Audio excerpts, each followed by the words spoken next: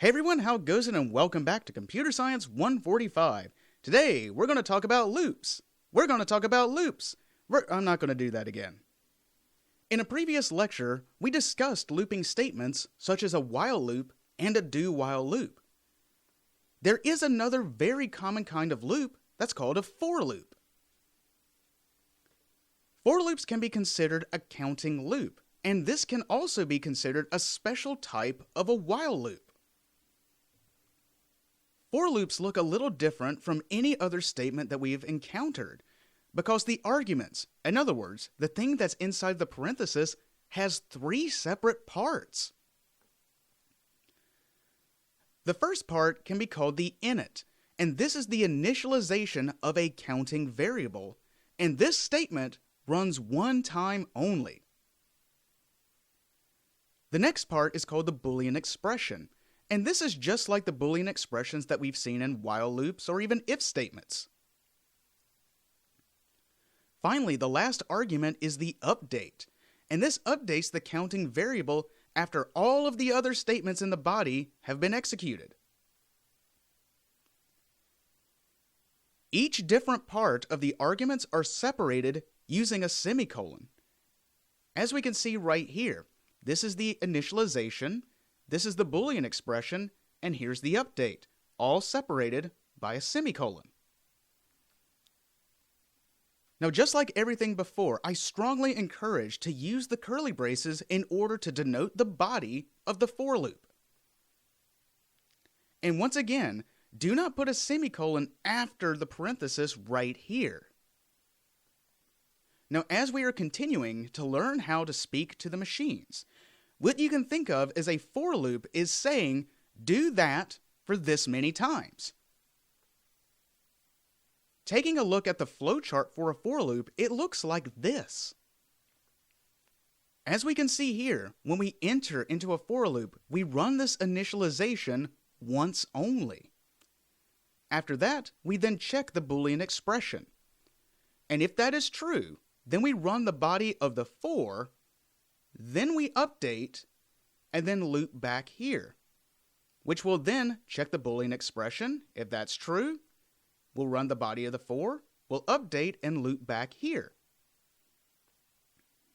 For loops can be a little tricky to understand only because everything that we've written so far has been line by line, top to bottom. However, if we want to think about these as these individual parts, look at this. The way a for loop works is this can be considered step 1. This can be considered step 2. Then the body of the for loop is step 3, and then the update is step 4. Remember, the update happens last, after every other statement in the body of the for has happened. So if we start this out, this will be 1, 2, 3, then 4. And then when we loop, it checks 2, 3, 4, 2, 3, 4, 2, 3, 4, until this Boolean expression evaluates to false, and we jump outside the body of the for loop. It was mentioned before that a for loop is more or less a special kind of while loop. In fact, if we look at these side by side, this is essentially the exact same thing. Now, as programmers, we are not lazy, we're efficient. If we have discovered that we're writing the same kind of thing over and over and over again, more often than not, we create a brand new statement to make our life a lot simpler and a lot easier. So absolutely, you can use for loops, but if you're more comfortable using a while loop, then use the while loop equivalent. Now, looking back at the flowchart that we just saw, we can see that this represents the for loop. Now let's see what the while loop looks like as a flowchart. It's the exact same thing. So once again, a for loop is just a counting version of a while loop, where we have three different parts: the initialization, the Boolean expression, and this update that are represented in each one of these argument parts. The key thing to keep in mind with a for loop, the init happens once only. Then the Boolean expression, if that is true, we run the body of the for, and finally we run the update. Now with that being said, let's see an example of a for loop.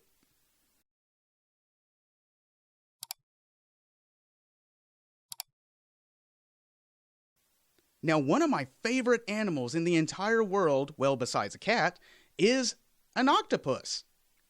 Octopuses are really awesome, and if you don't know about how cool they are, definitely read up on how awesome octopi are. Well, anyway, with all of that being said, here's the problem I'm going to solve.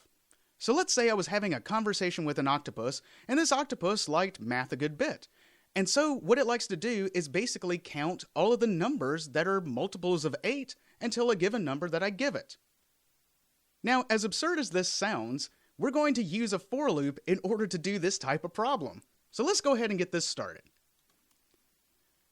I'm going to start by creating myself a new class, and I'll just call it the octopus problem.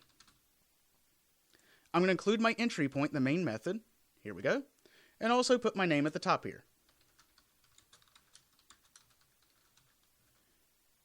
Now, as I'm interacting with this octopus program, we need some form of user input. So we're going to import java.util.scanner. That way, we can set up inside of the entry point, scanner keyboard equals new scanner system.in. Now, after we've set this up, the octopus program is going to prompt the user. System.out.println. I'm an octopus, so I like the number 8. Enter a positive value, and I'll count up by 8s. Blub, blub.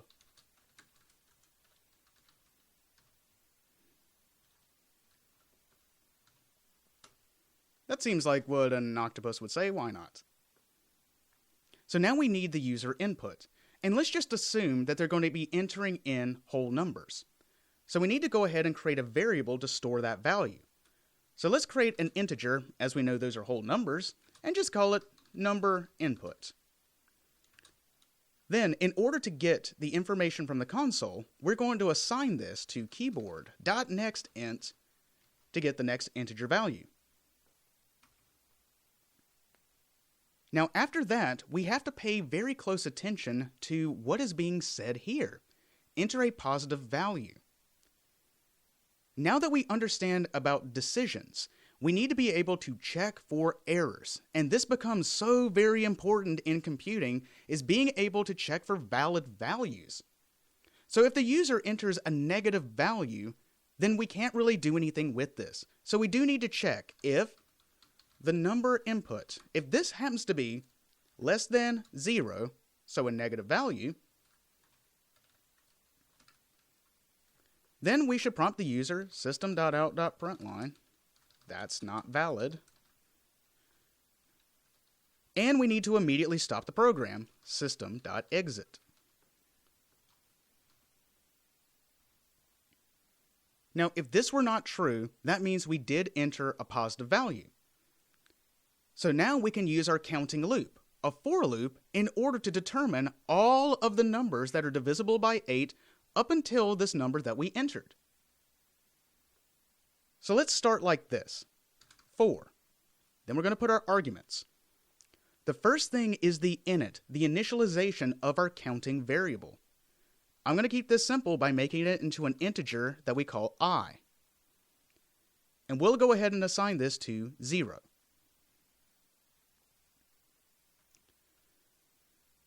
Now, putting the semicolon, we get to the next part of the argument, which is the Boolean expression. So think of it like this. While I is less than the number input, we're going to keep running this loop. Then after that, we have to update the value of I. And for argument's sake, let's just increase it by 1 each time.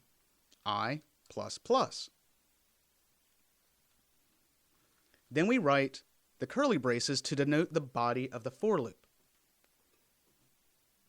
Now the next part is we need to basically print out all of the numbers that are divisible by 8.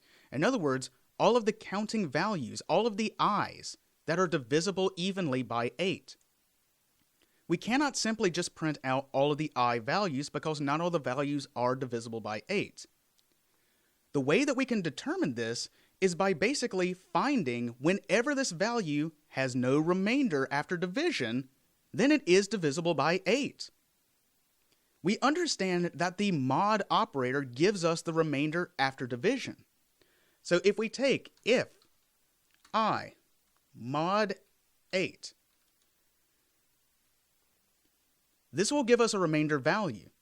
Now, if we have no remainder, then it was perfectly divisible by 8. So if I mod 8 is equal to 0, no remainder, then we know that this I value currently is divisible by 8. Inside the body of the if, we will system.out.println the variable I. Now, let's see if this works. Running our program, we're prompting the user, and I'm going to enter the value 100. Well, there you go. Starting from 0, it counts up by 8, and these are all the values that are perfectly divisible by 8. Remember, the way that this worked is this initialization happened first, but once only. Then, we check this Boolean expression, run the body of the loop, and then increase it by 1. So again, if this is 1, 2, 3, and then 4, then 1 happens once only, then 2, 3, 4, 2, 3, 4, 2, 3, 4. And this just keeps increasing the value of I by 1 each time. Now, there is an alternate version of how we can do this. And what I'm going to do is not erase this code. I'm going to create a block comment around it. Now, one piece of programming advice that I can give is if you think of a better way in order to write something, don't erase the code. Put it in a comment for right now. That way, if the plan that you thought was better ends up not really being better, then at least you had the code that worked. Now I'm going to write another for loop that's going to do the same thing, but in a slightly different way. So we start out with for, and then we denote our arguments using the parenthesis. The first part of this is always going to be the initialization. So again, I'm going to initialize an integer I and assign it to 0. Once again, we're going to keep running this loop while I is less than the number input. Now, instead of I++, in other words, increasing I by 1, we could simply increase I by 8. We know if we increase the value of I by 8 every time, then yes, all of the values calculated are divisible by 8. So instead of I++, we can simply do I plus equals 8. Then we create the body of the for loop. However, this time, we don't need to mod the value, as we know we're increasing this by 8 each time. We can just simply system.out.println I. As we are increasing it by 8 each time and we're starting at 0, all the values will be divisible by 8. So running this once again, if I enter 100, it gives me the exact same values, but it's done in a slightly different way. There's multiple different ways to solve these problems, and I strongly encourage that everyone try different ways to solve them.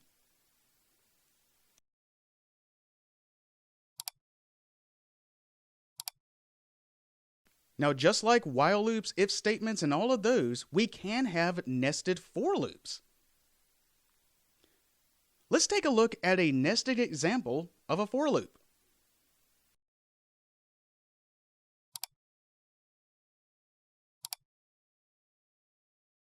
Here's our problem. We're going to prompt the user for a length and a width, and then we're just simply going to draw a box in the console corresponding to that length and width. So once again, we're going to go ahead and create a new class, and I'm going to call it drawABox. Include the main method, our entry point. Then I'm going to write my name at the top here.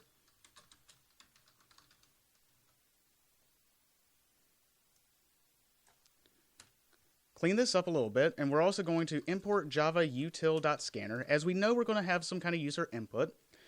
And inside of our main method, we're going to set up the scanner, scanner keyboard equals new scanner system.in.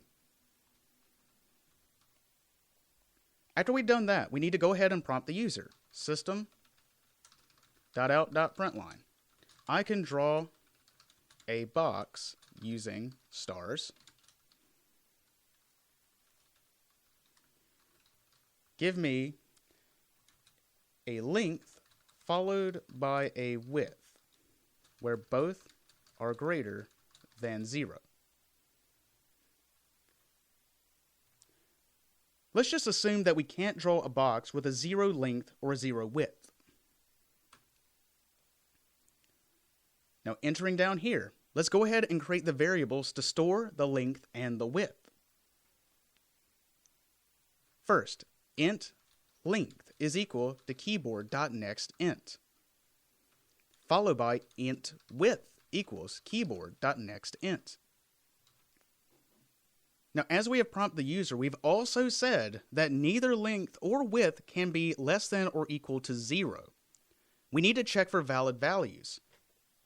So if, for instance, the length was less than or equal to 0, or the width was less than or equal to 0, if either one of these were true, we cannot draw a box. This is why we need to use an or instead of an and.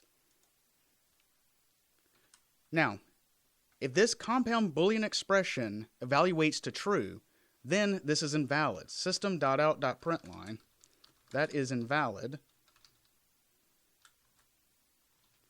And we need to immediately stop the program. System.exit. Now we get to the difficult part of being able to draw this shape, being able to draw this box. One idea that's been brought up several times is problem solving always involves mapping your knowns to your unknown. So what do we know about the console? Well, first of all, the console always works like this. It adds value left to right first, then top to bottom next.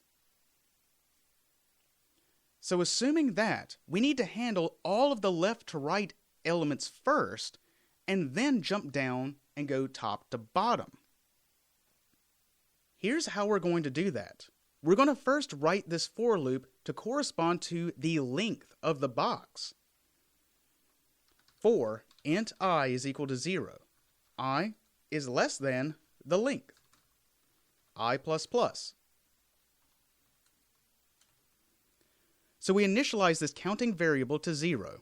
We keep running this loop while I is less than the length, and we increase I by 1 each time. Keep in mind, the length is drawing the element top to bottom, which needs to happen after we draw the stars left to right. So inside the body of this for loop, we're going to write another for loop. For int j is equal to 0, j is less than the width j++.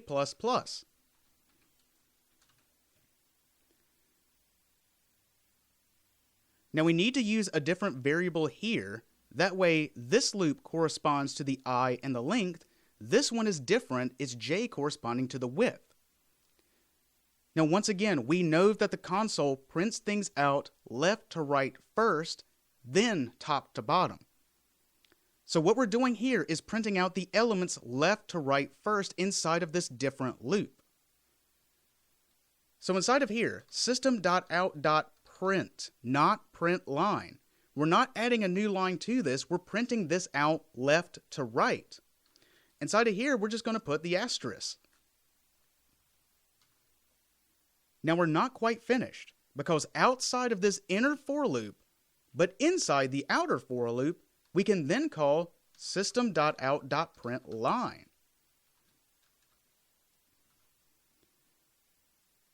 We can leave the arguments of this method empty, as all this is doing is adding the end line. So now looking at this, we first print out this many stars corresponding to the width, jump down to the next line, print out this many stars corresponding to the width, jump down to the next line, and we keep doing this whole process until we've done everything by the length and the width. Now, let's see if this works. Running our program, we're going to make a box that is 2 by 3. And there you go. The length was 2, the width was 3.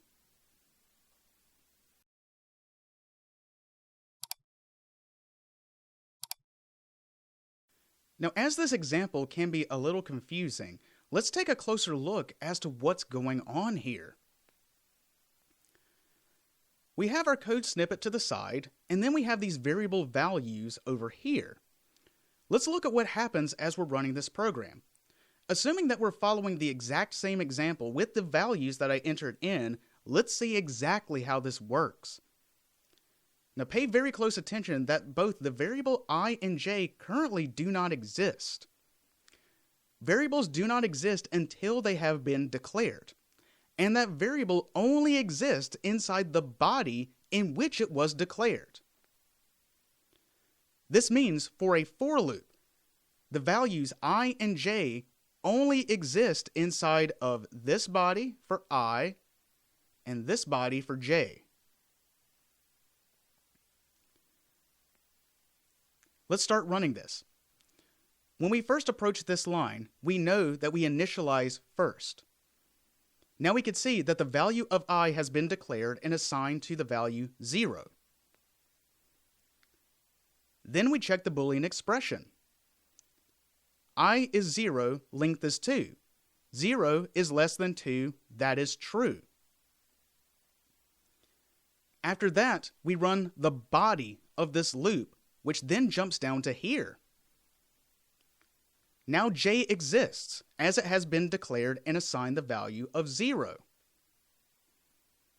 Then we check the Boolean expression. J is 0, width is 3. 0 is less than 3, that is true. So then we enter the body of this loop. Once we jump down here, as you can see in the console, we print out 1 star.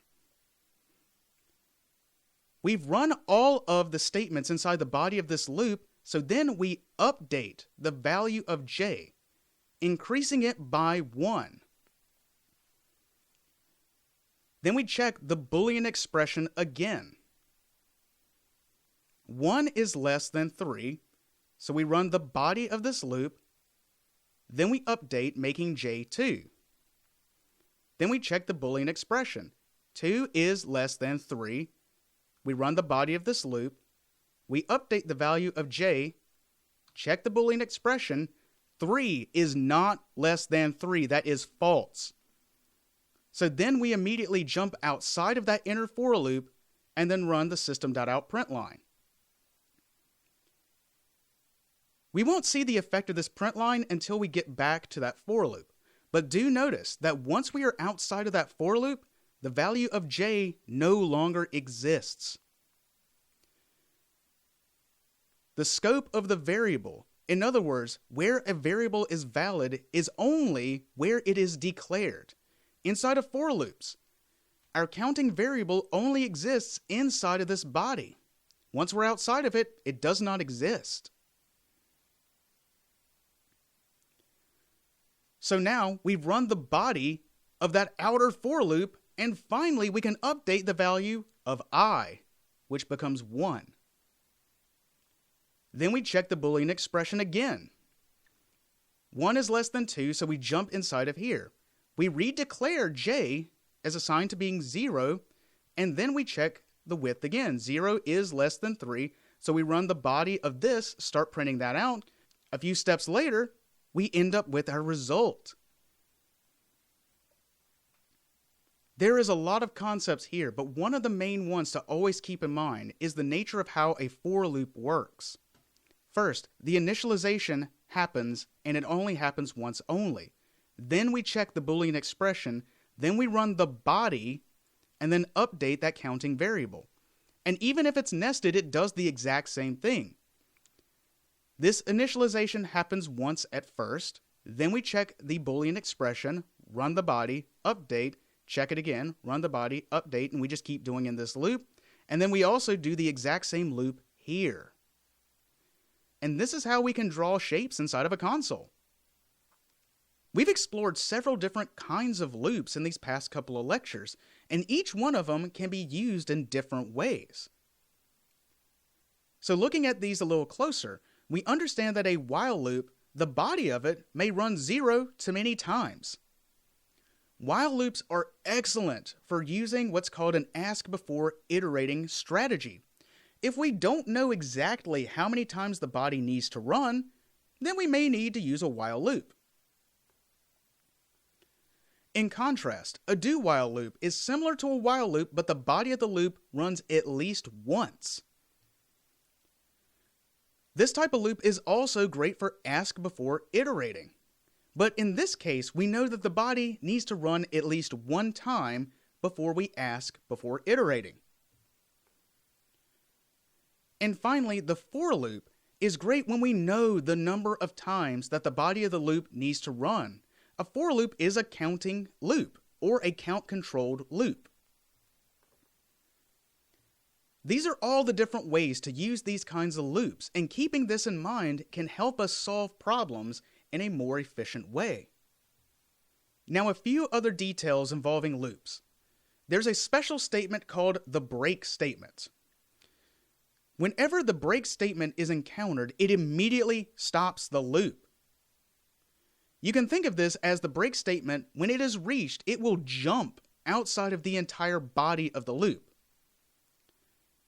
So if we look at this example, where we set this value a here, if a is greater than or equal to 5, then we break. So starting with 0, 0 is not greater than or equal to 5, so we print out 0, then increase it by 1. So 0, 1, 2, 3, 4, and then we get to 5. 5 is greater than or equal to 5. We break, so we ignore the rest of the body and end up out here. Now, in a situation where we have nested loops, the break statement only breaks where it is found in the body. So if it's in the innermost loop, it only breaks the innermost loop.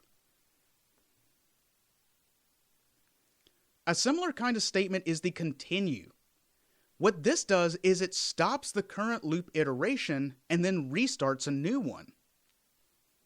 So instead of jumping out of the loop, when the continue statement is reached, it jumps back to the start of this loop and starts running it again. In our example here, if we set a to 0 and while a is less than 10, we increase a by 1 first. So in this case, if it starts at 0, a++, now a is 1. A mod 2 is equal to 0. So 1 mod 2, that's not equal to 0, so we ignore this, and then we print out the value 1. Then we loop back.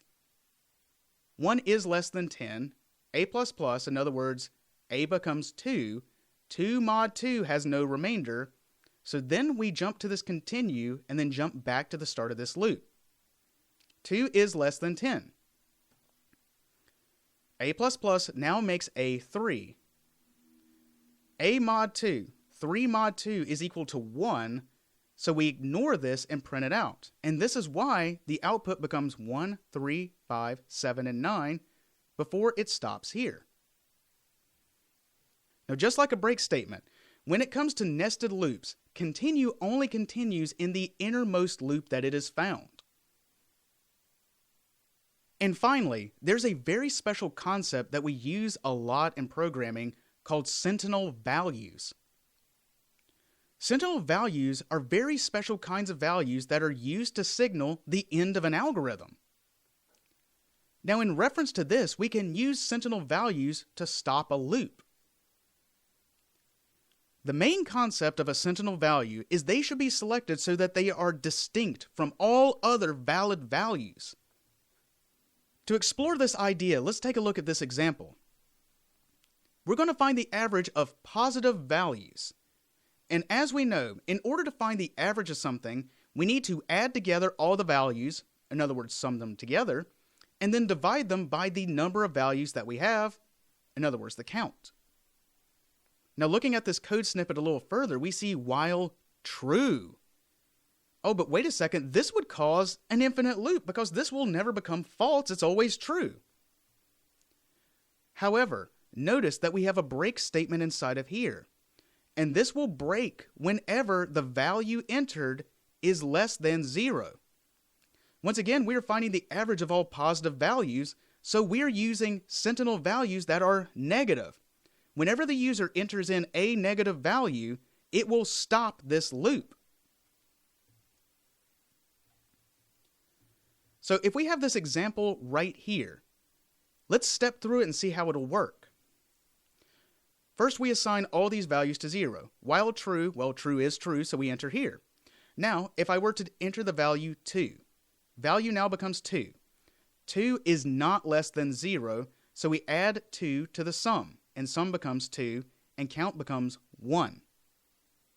Looping back up here, now we enter the value 4. 4 is not less than 0, so we add the value 4 to our sum, making sum 6, increase the count, which is now 2.